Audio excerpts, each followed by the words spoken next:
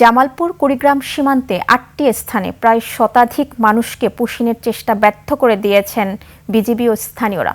এমন অপতৎপরতা রুখতে অন্যান্য সীমান্তেও সতর্ক অবস্থানে রয়েছে বিজিবির সাথে গ্রাম পুলিশ এবং স্থানীয় গ্রামবাসীরাও পাহারা দিচ্ছেন সীমান্ত এলাকা।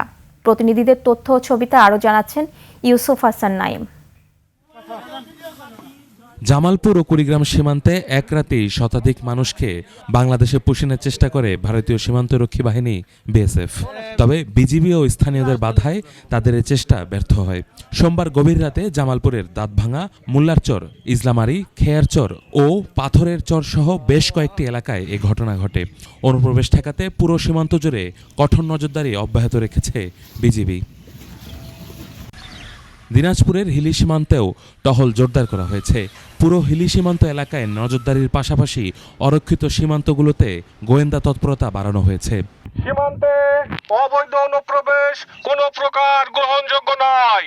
মেহেরপুরের গাংনী সীমান্ত দিয়ে নারী ও শিশুসহ ৬ জনকে পুশিনের চেষ্টা রুখে দিয়েছে বিজিবি ও গ্রামবাসী। কুষ্টিয়া সেক্টর বিজিবি জানায়, বিএসএফের তেঁতুলবাড়িয়া সীমান্ত দিয়ে অবৈধ পুশিনের চেষ্টা প্রতিরোধের পর বর্তমানে সীমান্তে থমথমে অবস্থা বিরাজ করছে। অন্যদিকে নওগাঁ সীমান্ত দিয়ে পুশিনের অপচেষ্টার প্রতিরোধে সর্বোচ্চ সতর্কতা জারি করেছে পত্তিতলা ব্যাটালিয়ন ১৪ বিজিবি। প্রতিবেশী দেশ থেকে জোর করে অনুপ্রবেশের চেষ্টার তথ্য পাওয়ার পর দিনরাত টহল জোরদারের পাশাপাশি মাইকিং করে সবাইকে সতর্ক করা হচ্ছে। ইউসুফ হাসান নাইম, ২১ টেলিভিশন।